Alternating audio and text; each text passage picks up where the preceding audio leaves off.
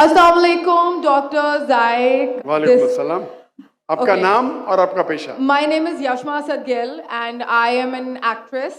जी हाँ. Okay, I know the time is limited, but I really want to address your contribution in my journey. There was a time when I had fallen into the trap of atheism back in the days when I was doing my bachelor's, but alhamdulillah, it was your videos and your lectures that brought me back to my religion and brought my spirituality back to me and my faith back to me. So alhamdulillah for that, and thank you for coming to my country and especially my city. You've been a mentor and you are my, I'm literally shaking right now, I'm so sorry. Okay, so the question is, pardon me if I say anything wrong because my knowledge is limited.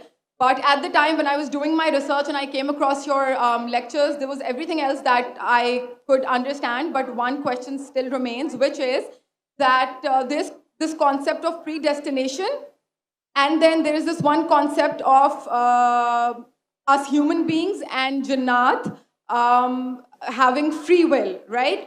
तो अगर सब कुछ पहले से लिख दिया गया है, अब कुछ अगर सब कुछ प्रीडेस्टिन्ड है, तो जो कॉन्सेप्ट है कि अगर एक चोर कहीं पे चोरी करता है तो वो तो पहले से नहीं लिख दिया गया था, उसको उसकी अकाउंटेबिलिटी क्या है उसमें फ्री विल के हिसाब से? बहन ने एक अहम सवाल पूछा है और वो कहती है कि पहले वो एक्ट्रेस थी और वो एथियज़म के जाल में फंस गई थी और मेरे कैसेट सुनने के बाद अल्हम्दुलिल्लाह वो वापस दीन की तरफ रुजू की और अल्लाह सुब्हानहू व तआला ने हिदायत दी. उनका मेन सवाल है कि कदर के बारे में. मैं आपको मुबारकबाद देना चाहता हूँ कि आप एक फिल्म इंडस्ट्री से वापस सही रास्ते पे आए.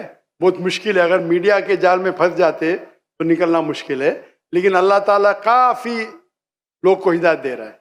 आपको भी अल्लाह ने हिदायत दी.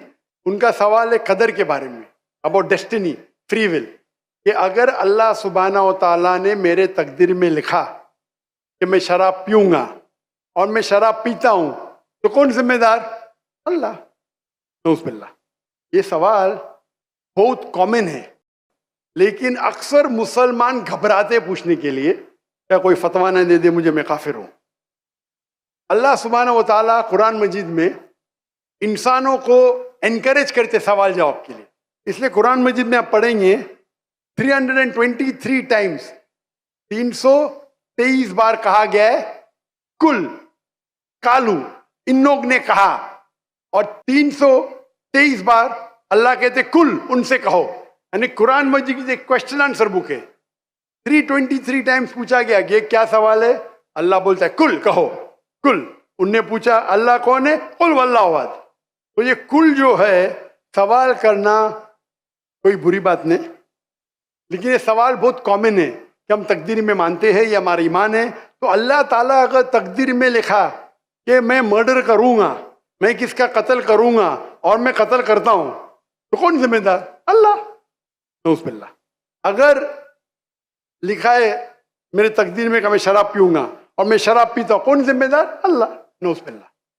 इसका जवाब ये है कि हमें समझना चाहिए तकदीर की क्या मानी है. और ये सवाल जब मैं दावती मैदान में तकरीबन 35 साल पहले शुरू किया, तो ये सवाल मुझे भी बहुत परेशान कर. किसने पूछा नहीं मुझे, अल्लाह की मदद है, अल्लाह की मदद है. जवाब मिलने के बाद ही लोग पूछते हैं.